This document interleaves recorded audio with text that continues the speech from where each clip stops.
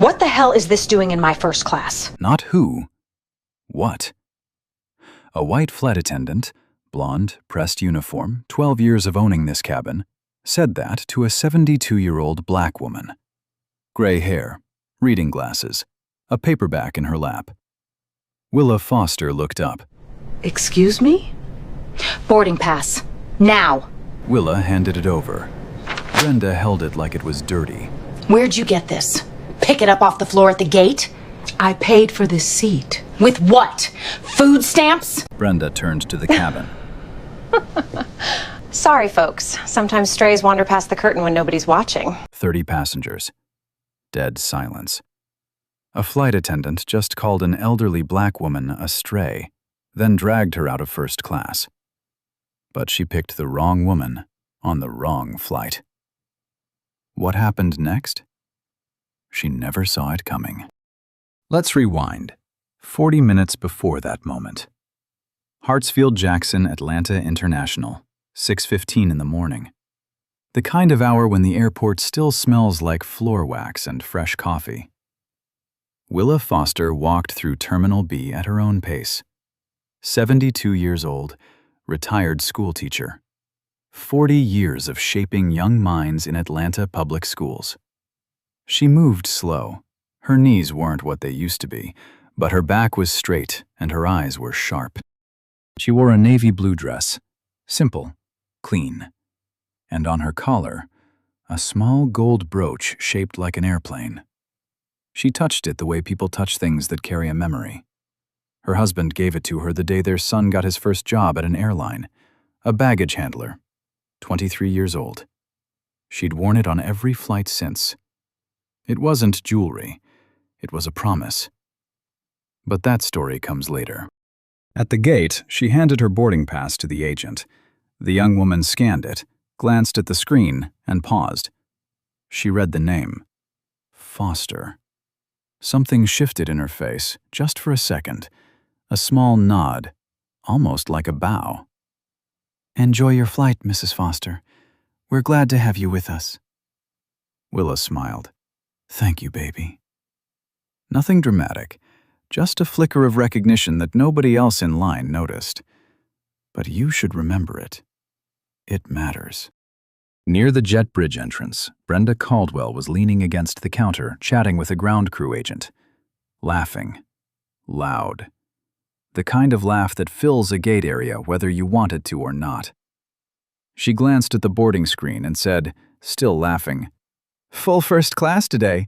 Let's hope they all actually belong there." Remember that, too. Willa boarded, found seat 3A, window, first class.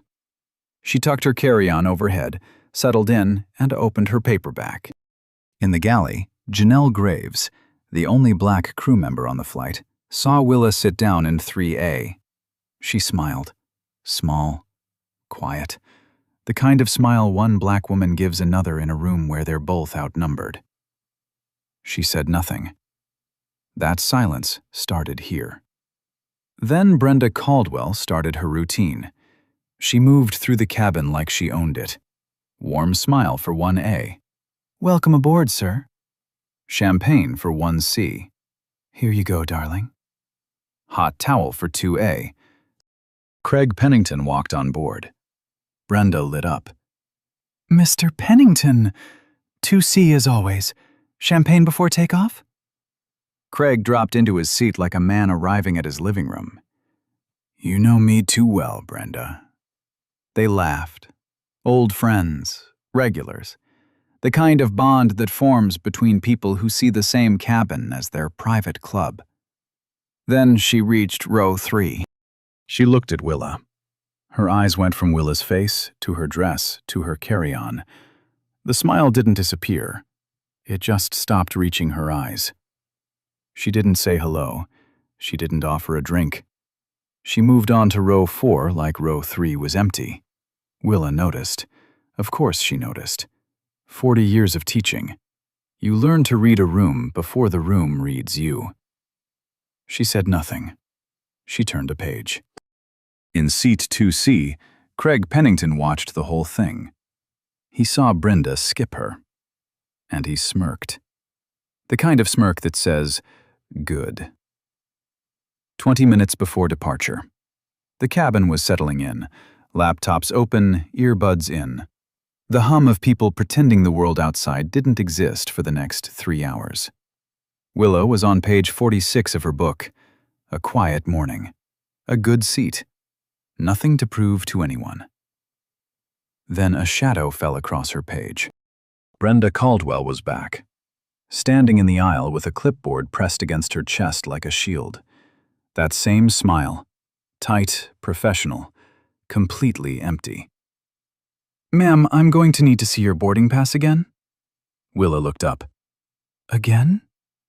"Routine check." Willa glanced around. Nobody else had been asked. Not the man in 1A with his loafers off and his feet on the bulkhead. Not Craig Pennington in 2C, already on his second champagne. Not the woman in 4B who boarded late and shoved her bag into the wrong bin. Just Willa.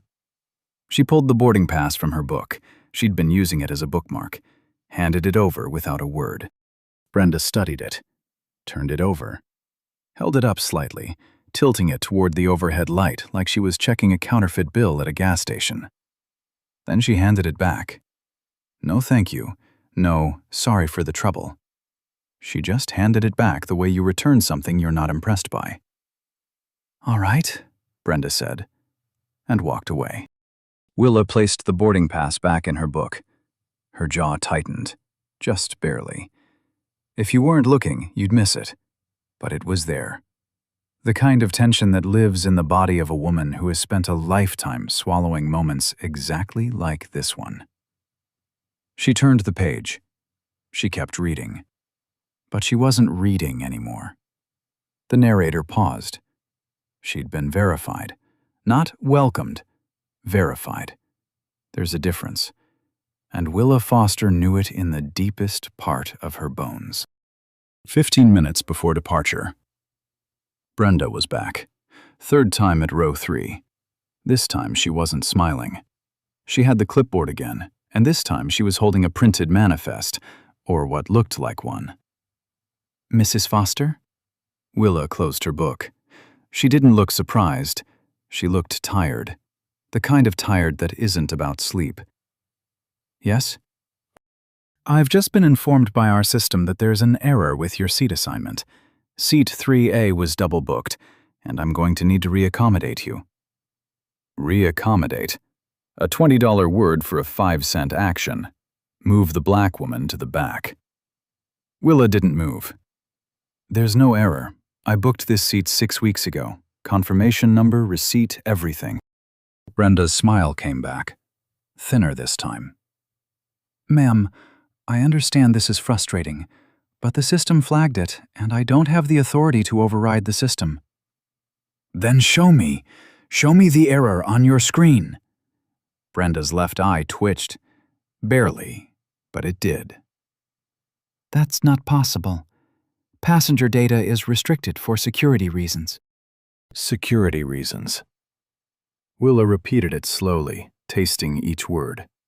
"I've flown more times than I can count. I've never once heard that showing a seat assignment is a security issue." Brenda's posture stiffened. Her chin lifted a 1/4 inch. "Ma'am, I've been with this airline for 12 years. I think I know our policies better than—" She stopped herself, but the end of that sentence hung in the air like smoke. "Better than you." Everyone heard it, even the words she didn't say. Willa's voice dropped. Calm. Controlled. The voice of a woman who spent 4 decades commanding a classroom without ever raising her tone. "I'd like to speak with your supervisor." Brenda tilted her head. "I am the senior crew member on this flight. There's no one above me in this cabin." "Then I'd like to speak with the captain." "The captain is preparing for departure. He doesn't handle seating disputes." "This isn't a seating dispute. This is you, singling me out 3 times since I sat down." The cabin shifted. Not physically, but that invisible thing that happens when a room full of strangers suddenly realizes they're witnessing something. Newspapers lowered an inch. Earbuds came out of one ear. Eyes moved sideways. Craig Pennington leaned over from 2C. He'd been listening the whole time, the way a spectator watches a boxing match, entertained, already picking a side. "Ma'am," he said, loud enough for 3 rows to hear. "Just move. You're holding everyone up. Some of us actually have places to be." Willa turned to him. She didn't say a word. She just looked at him. A look that held 40 years of parent-teacher conferences, school board meetings, and men exactly like him who talked loud and listened never. Craig looked away first. But Brenda had her reinforcement now. She straightened up, confidence restored. "Ma'am, I'm going to ask you one more time. Please gather your belongings and move to your reassigned seat in economy." "I'm not moving." "Then I'll have to involve the captain." Willa folded her hands on her lap. "Then involve him." Brenda walked to the cockpit like a woman delivering a verdict. She knocked twice and disappeared behind the door. 45 seconds later, she came back with Captain Raymond Holt.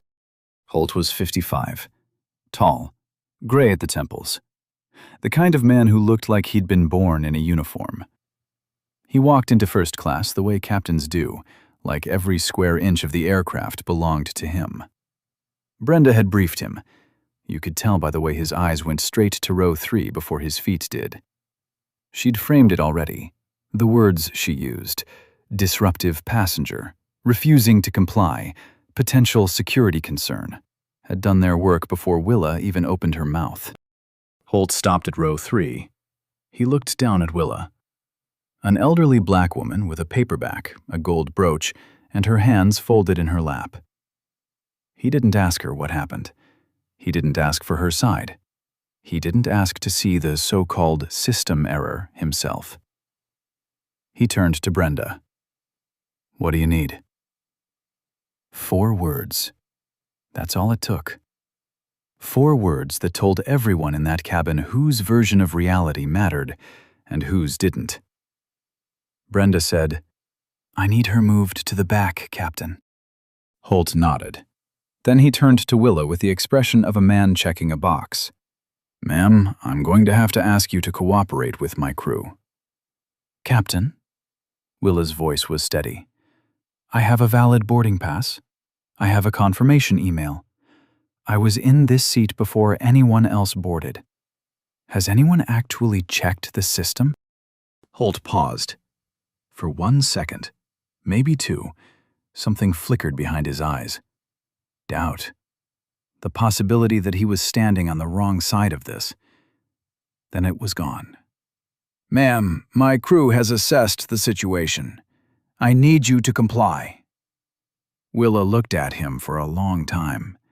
Not with anger, not with defeat, with something worse. Recognition. She'd seen this face before, 100 times, 1,000. The face of authority choosing convenience over justice. She stood up. Slowly. The way a person stands when they want you to feel the weight of what you've just done. She reached up and pulled her carry-on from the overhead bin. She straightened her dress.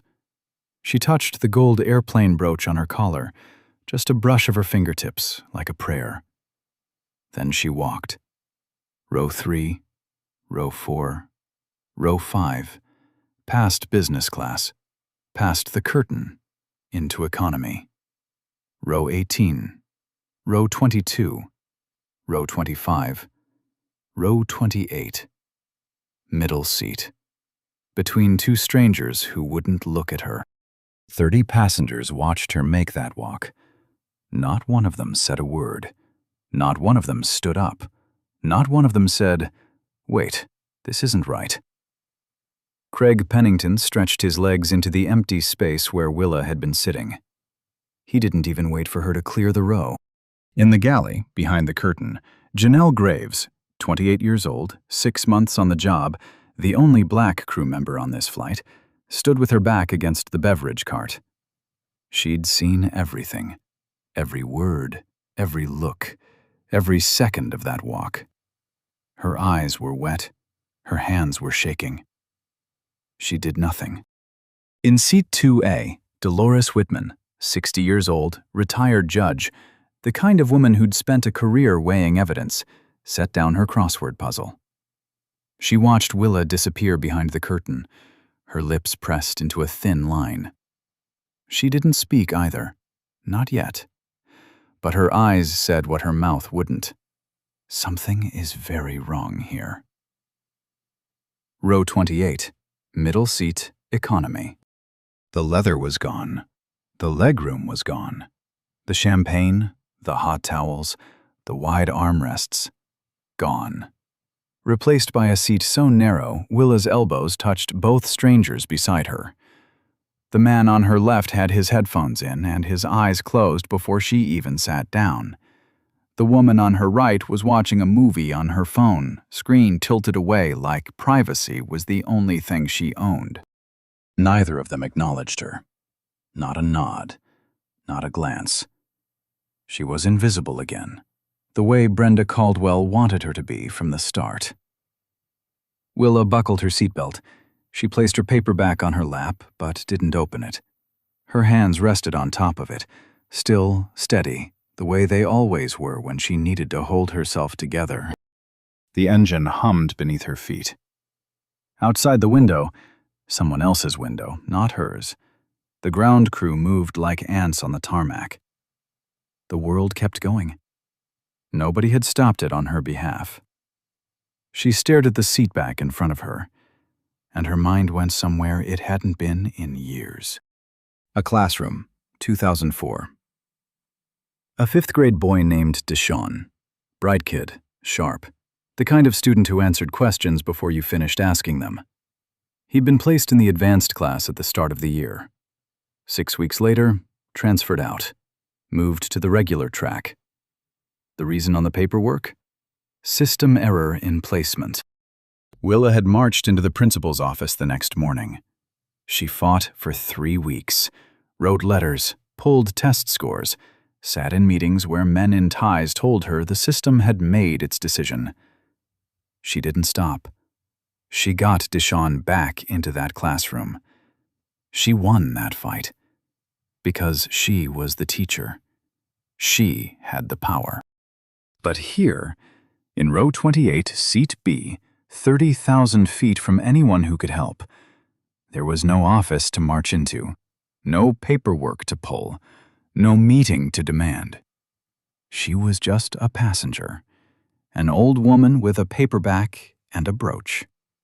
And nobody was fighting for her. 5 minutes passed, then 10. Willa pressed the call button. A small chime.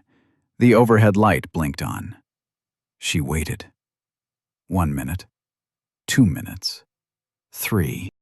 A flight attendant appeared. Not Janelle, not Brenda. A woman Willa hadn't seen before. Mid-30s, brunette, moving fast like she had 6 things to do and this was number 7. Can I help you? Yes, I'd like to speak with someone about what just happened. I was moved from my seat in first class without cause, and I'd like to file a formal complaint. The flight attendant's face went through 3 expressions in 2 seconds. Confusion, recognition, then retreat. She'd heard something. The galley gossip had already spread. She knew exactly who Willa was. Not her name. Her role. The woman from 3A. The problem. I'll pass that along to the senior crew member. And who is that? That would be Miss Caldwell. Willa let that sit.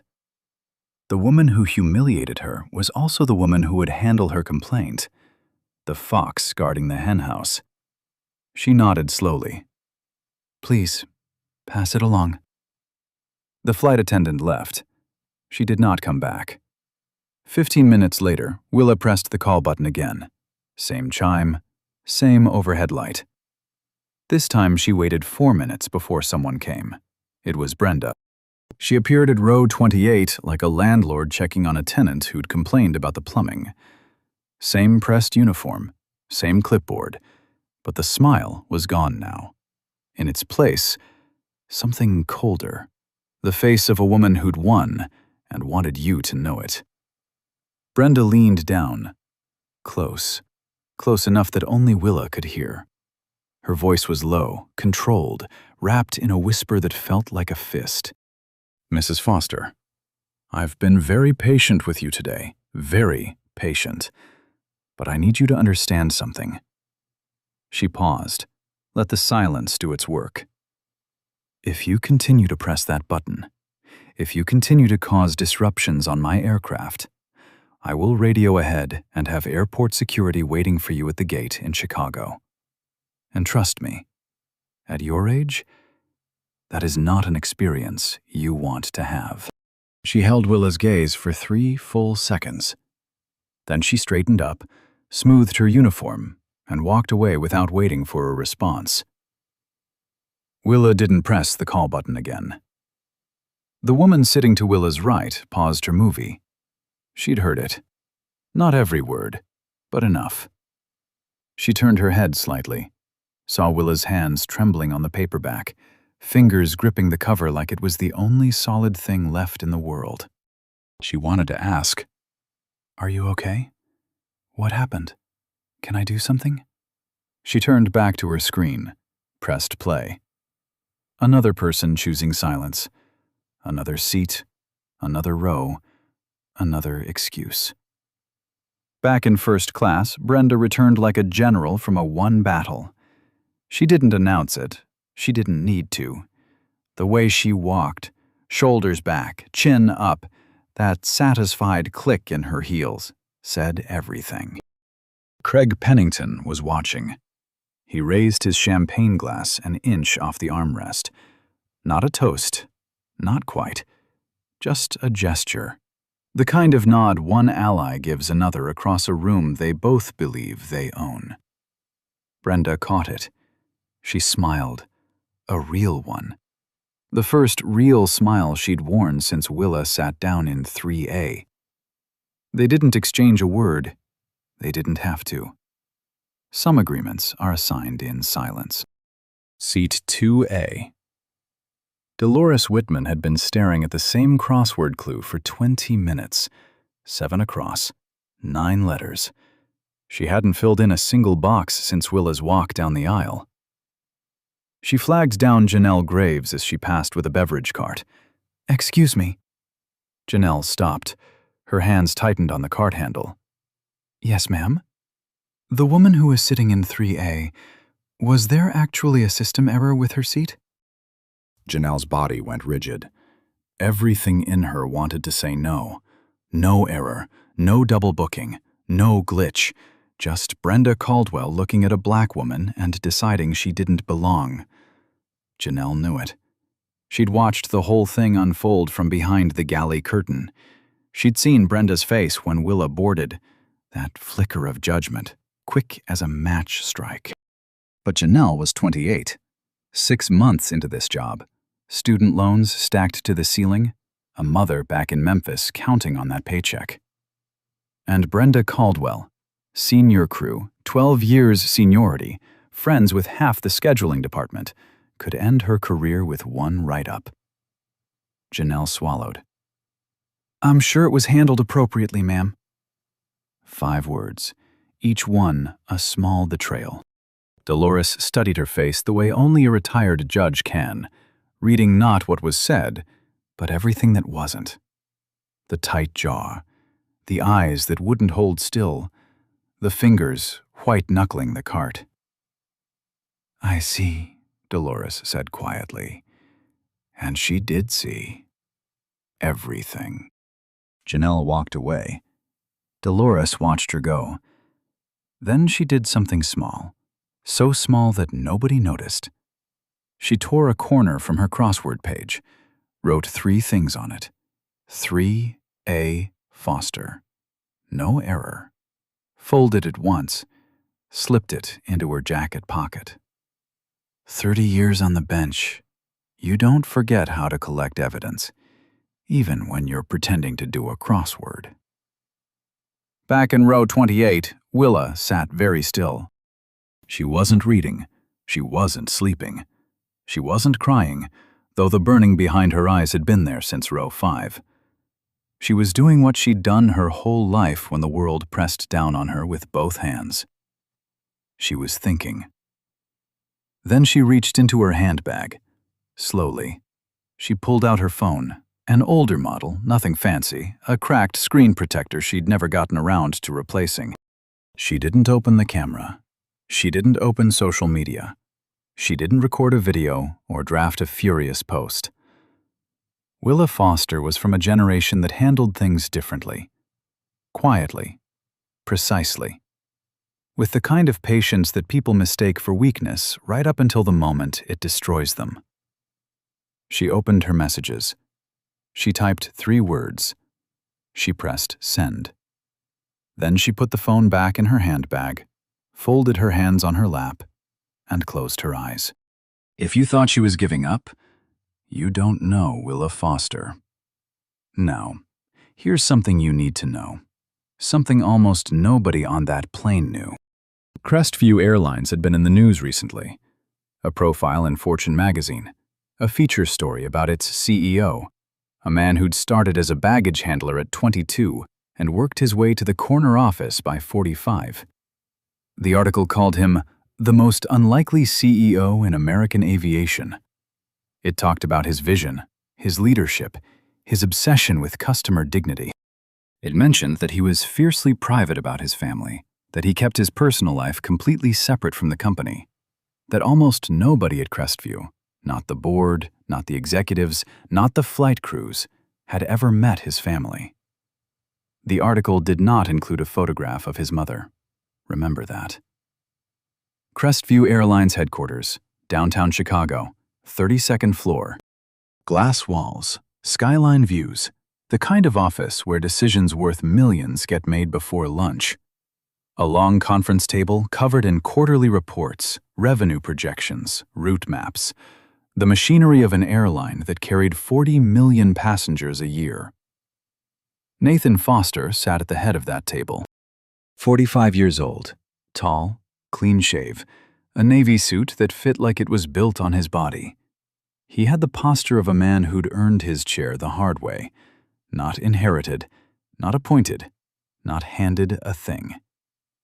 23 years ago, he was loading suitcases onto conveyor belts in a Crestview uniform 2 sizes too big. Now his signature was on the bottom of every company memo. Across from him, Terrence Burke, Vice President of Operations, Nathan's right hand for the last 8 years, was walking him through a staffing report. Gate delays in Denver, maintenance backlog in Dallas, crew shortages in... Nathan's phone buzzed. He glanced at it, the way you glance at something you're not expecting. A message. 3 words on the screen. His face changed. Not dramatically. Nathan Foster wasn't a man who showed his cards. But Terrence had sat across from him through labor disputes, federal audits, and a near bankruptcy in 2019. He knew what Nathan's calm looked like. And this wasn't it. What's wrong? Nathan turned the phone around. Terrence read the screen. 3 words. It happened again. Terrence's jaw tightened. He didn't need context. He'd heard Nathan talk about this before. Late nights, off the record, the kind of conversations that happen between 2 men who trust each other with things they don't say out loud. His mother, the flights, the looks, the questions. The quiet, grinding humiliation of being a black woman in spaces that still, in 2026, treated her like a trespasser. Which flight? Terrence asked. Nathan was already pulling up the system on his laptop. His fingers moved fast. The kind of fast that comes from knowing exactly what you're looking for and being terrified of what you'll find. Flight 812, Atlanta to Chicago. She's on board right now. Has it pushed back?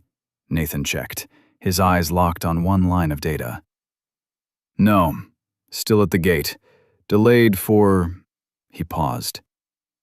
Ground operations hold. He picked up his desk phone, dialed a number. Someone in operations answered on the second ring. This is Nathan Foster. Flight 812 Gate B14, Atlanta. Extend the ground hold. Nobody moves that plane until I get there. He hung up, looked at Terrence. Get the car. 7 minutes later, a black SUV pulled onto the tarmac at Hartsfield-Jackson. Nathan stepped out first, Terrence behind him. 2 members of Crestview corporate security, badge lanyards, earpieces, the kind of men who move through airports like they own the hallways, followed close behind. They crossed the asphalt in silence, past the fuel trucks, past the baggage carts, toward Gate B14, where Flight 812 sat, like it was holding its breath. The jet bridge was still connected. The cabin door was still open. Inside, passengers were checking their watches, tapping their armrests, wondering why they hadn't moved yet. The captain had announced a minor ground operations delay. Nobody questioned it. Nobody ever does. Nathan walked the jet bridge like a man walking into a courtroom. His steps were measured. His face was unreadable. But his hands, if you looked closely, were clenched at his sides. Terrence matched his pace. He'd seen Nathan angry before. This wasn't anger. This was something deeper. The kind of quiet that comes before a man rearranges a room. They reached the cabin door. Brenda Caldwell was standing at the entrance, posture perfect, smile ready. The same smile she gave every passenger, bright, practiced, automatic. She saw a tall man in a tailored suit and did what 12 years of training told her to do. "Welcome aboard, sir. Can I see your boarding pass?" Nathan looked at her name tag. Caldwell. "I don't have a boarding pass," he said. "I need to speak with the passenger who was originally seated in 3A. Brenda's smile flickered. A tiny crack, like a fingernail tap on porcelain. "Sir, that seat was reassigned due to a system error. If you're with the gate team, I can—" "There was no system error." The words landed like a hammer on glass. "I accessed the booking system from the ground 3 minutes ago. Seat 3A was purchased 6 weeks ago, confirmed, and never flagged. There is no error. There never was." Brenda's mouth opened. Nothing came out. Her clipboard dipped an inch in her hand. The first-class cabin went silent. Not quiet. Silent. The kind of silence that happens when every person in a room realizes something is about to change, and nobody knows what. Nathan didn't wait for her response.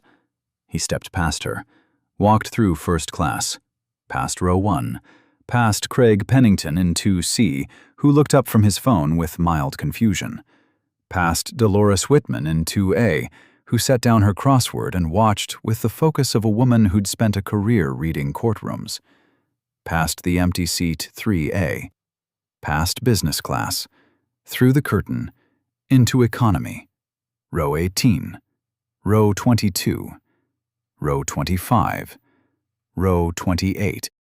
Willa Foster was sitting in the middle seat, eyes closed, hands folded on her lap, her paperback tucked into the seat pocket in front of her. She hadn't opened it since the walk. Nathan stopped at her row. The 2 passengers on either side of her looked up, startled, confused, suddenly aware that the man standing in the aisle was not a regular passenger. Willa opened her eyes. She looked at her son. She didn't smile. She didn't cry. She didn't gasp or reach for him or collapse into relief. She just looked at him the way a mother looks at her child when the world has done exactly what she always feared it would. "Hey, baby." Nathan leaned down, kissed her forehead. His voice was soft, meant only for her. "Come on, Mama. Let's get you back to your seat." He took her carry-on from the overhead bin, offered his hand. She took it, not because she needed help, but because sometimes a hand means more than support. It means I'm here. They walked back up the aisle, together. Row 28, row 25, row 22, row 18. Through the curtain, past business class, into first class. This time, every single passenger was looking. Not at their phones, not at their laptops, not at the window. At her. At him. At the woman they'd watched be dragged to the back of the plane, now walking forward with a man whose presence had turned the cabin inside out. Willa sat down in 3A, her seat. Nathan placed her carry-on in the overhead bin and closed it gently. Then he turned around. Brenda Caldwell was standing 3 rows back. She'd followed them forward from the entrance. Her clipboard was gone. She'd left it somewhere between the galley and row 10. Her hands were empty. Her face was white. Nathan faced her. He didn't raise his voice. He didn't need to. Every ear in that cabin was already tuned to the frequency of what was about to happen. "My name is Nathan Foster." A pause, just long enough for the name to land. "I'm the Chief Executive Officer of Crestview Airlines."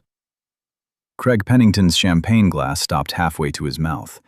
Dolores Whitman's hand went flat on her armrest. Janelle Graves stepped out from behind the galley curtain, one hand over her mouth. "And this woman? The woman you removed from her seat, the woman you called a stray, the woman you threatened with airport security, is my mother." The silence that followed wasn't empty. It was full. Full of 30 people recalculating every decision they'd made in the last 40 minutes, every word they didn't say, every time they looked away. Brenda Caldwell's lips moved. No sound came out. Her face held the expression of a woman watching the ground open beneath her feet and realizing there was nothing to grab onto. Nathan let the silence hold. He wasn't in a rush. A man who'd spent 23 years climbing from the tarmac to the boardroom understood timing, when to speak, when to wait, and when to let a room drown in its own discomfort. Then he turned to Brenda. "Ms. Caldwell, I have one question. Was there a system error with seat 3A? Brenda's mouth worked before her voice did. I believed there was a... Yes or no? Yes, I believed. I pulled the booking record from the ground. Seat 3A, purchased April 9th. Confirmed. No flags, no double booking, no error. The system was fine, Miss Caldwell. He paused. So I'll ask you again. Why was this passenger removed from her seat? Brenda's eyes darted sideways, looking for help. The captain, the galley, a wall, anything. Nothing came. I was following protocol for... Which protocol? Nathan's voice didn't rise. It got quieter. Worse. Show me the regulation that says you verify one passenger's boarding pass 3 times. Show me the policy that says you offer every first-class passenger a welcome drink, except one. Show me the procedure that authorizes you to compare a paying customer to...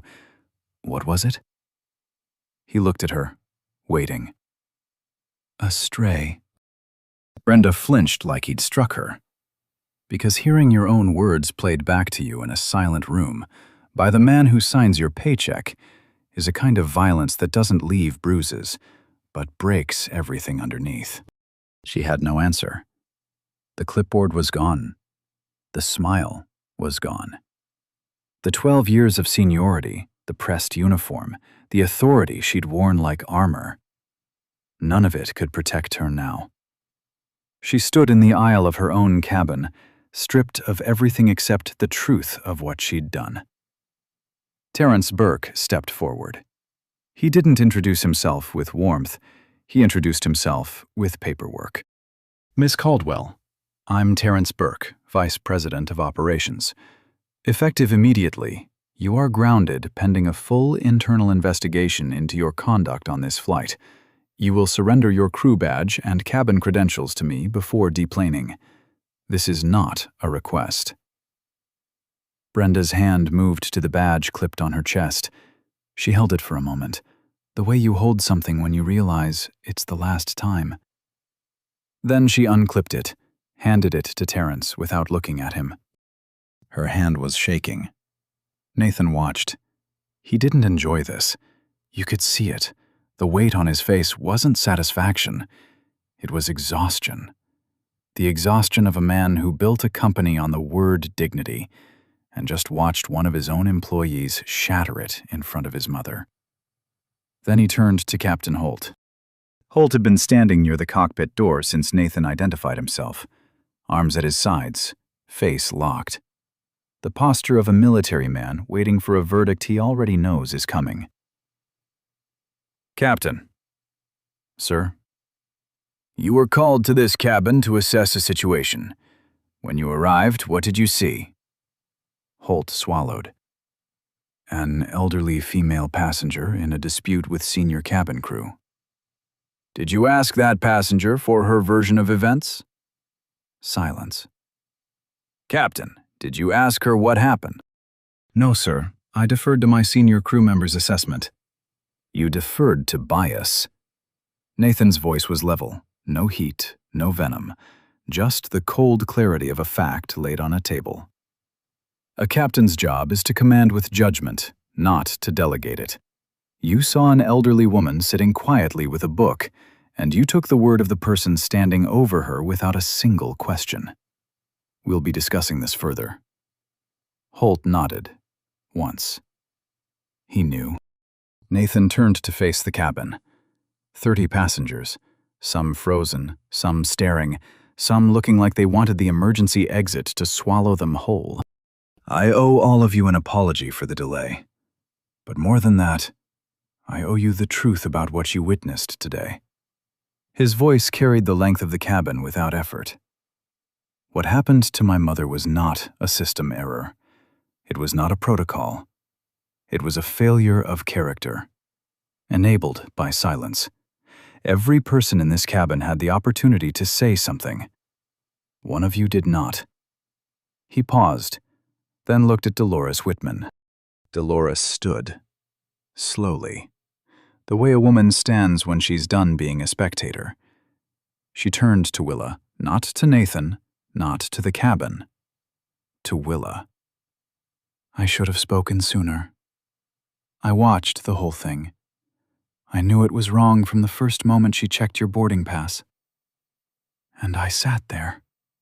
Her voice cracked just once. I'm a retired judge. I spent 30 years deciding what was fair. And when it mattered, when it was real and it was right in front of me, I chose my comfort. I'm sorry. Willa looked at her. A long look. Then she reached out and took Dolores's hand. You're speaking now. That counts for something. From behind the galley curtain, Janelle Graves stepped into the aisle. She wasn't hiding anymore. Her face was wet.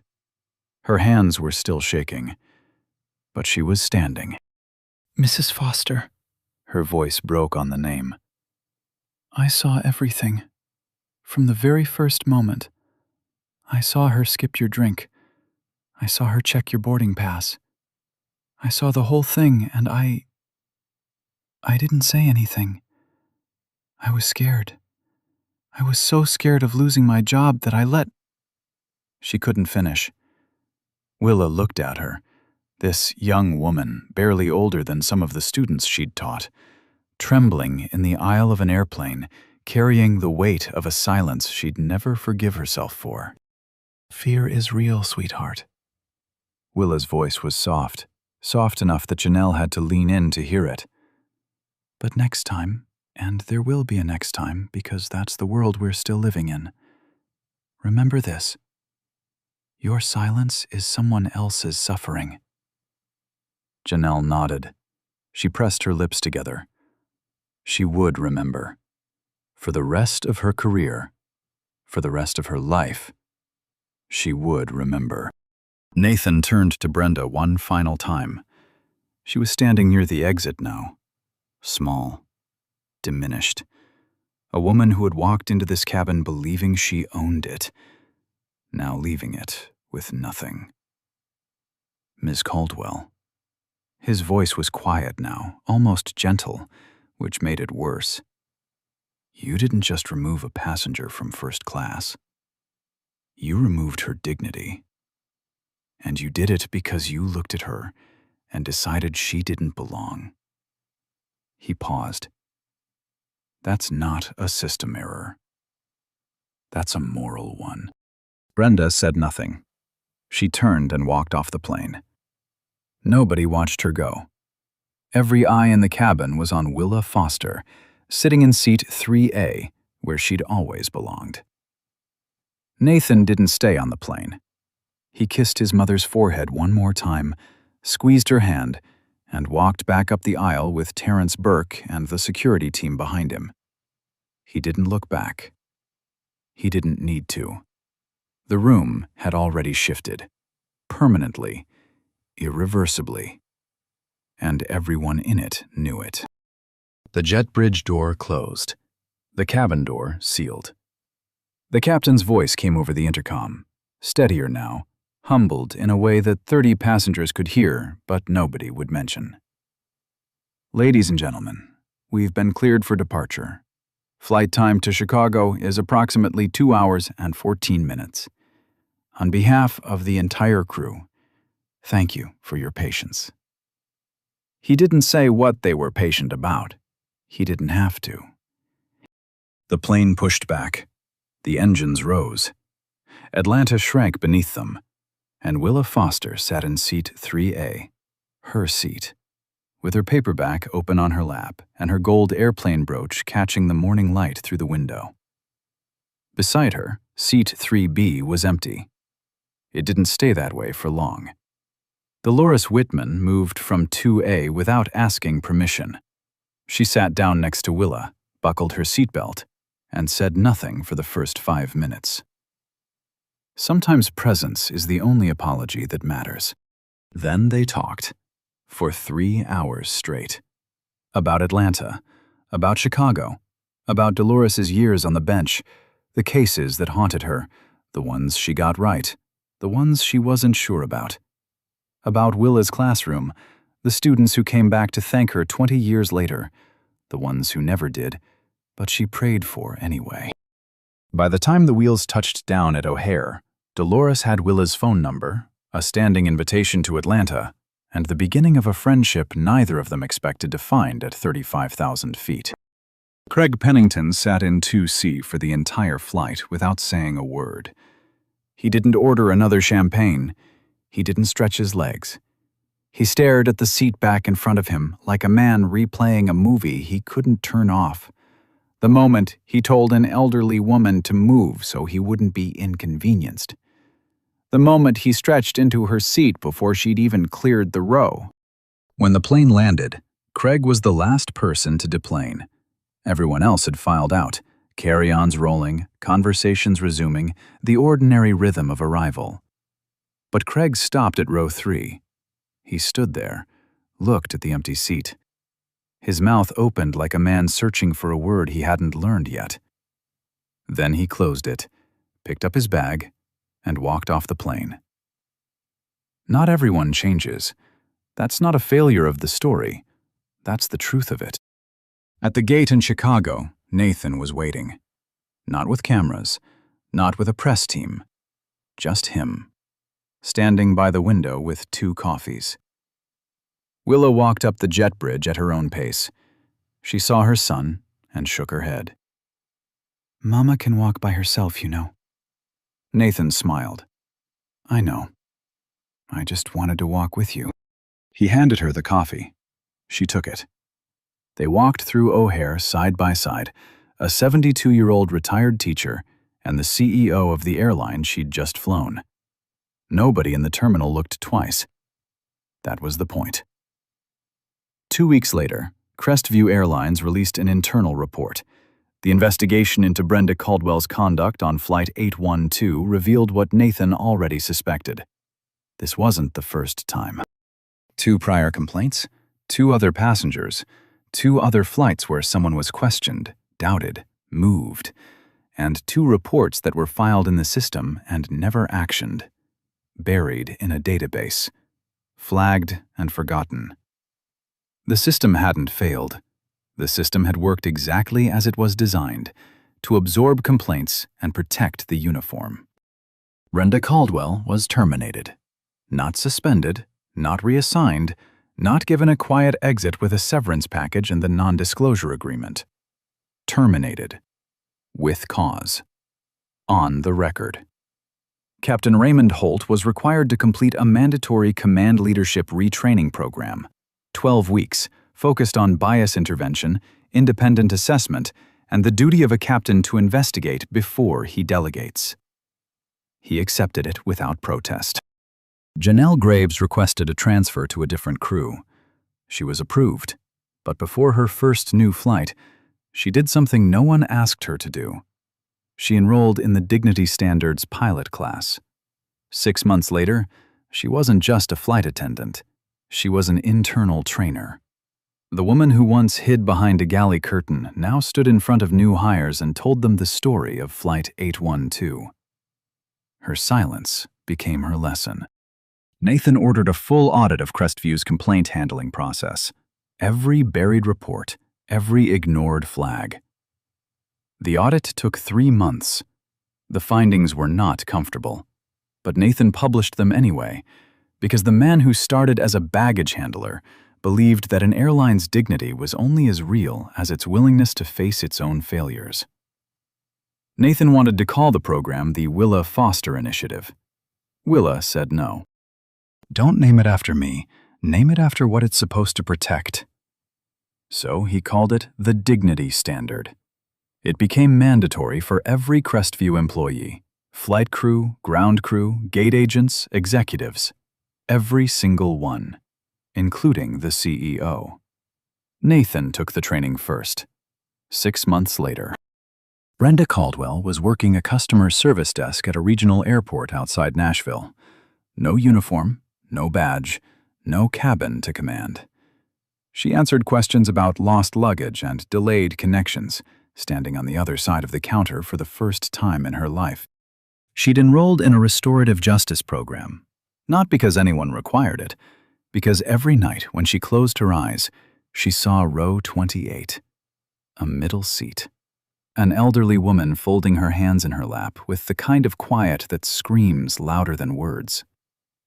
She wrote Willa a letter, 4 sentences, no excuses, no defense. I was wrong. I saw what I wanted to see instead of who was in front of me. I'm learning to see differently. I hope one day that's enough. 8 months later, a different Crestview flight. Atlanta to Dallas. A new flight attendant, fresh out of training, first week on the job, started her pre-flight routine. She moved through first class the way she'd been taught.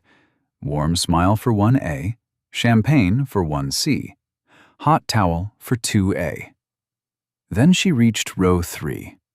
A black woman, mid-50s, business suit, laptop open. The new attendant hesitated, just for a second, the kind of second that decides everything. Behind her, Janelle Graves was standing in the aisle.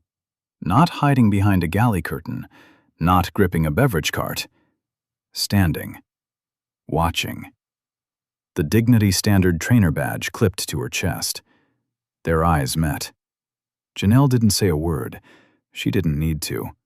One look, that was enough. The new attendant turned back to row 3. She smiled. A real smile, not a practiced one. Welcome aboard, ma'am. Can I get you something to drink before we take off? The woman in 3A looked up. A glass of water would be lovely. Thank you. No scene, no drama. No one clapped. That's the whole point. Change doesn't always roar. Sometimes it whispers, and the cabin still hears it. Back in Atlanta, morning light, kitchen table. Willa read Brenda's letter. She read it once, then again. Her coffee went cold beside her. She folded the letter, opened the drawer next to the stove. Inside, her husband's old watch, a birthday card from Nathan, a crayon drawing from a student who was probably 40 by now. She placed the letter beside them. things worth keeping. Then her fingers found the gold airplane brooch sitting in the corner of the drawer. She picked it up, held it the way she always did, gently, like it was breathing. The same brooch she'd touched on Flight 812 before she stood up from Seat 3A. The same one she'd brushed with her fingertips like a prayer before the longest walk of her life.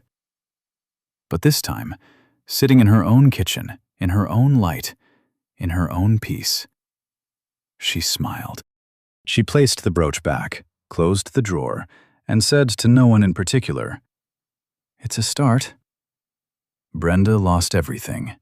Janelle found her voice. Dolores found her courage. Craig Pennington found his silence. And Willa Foster? She never lost a thing. Because dignity isn't something anyone can take from you, unless you let them.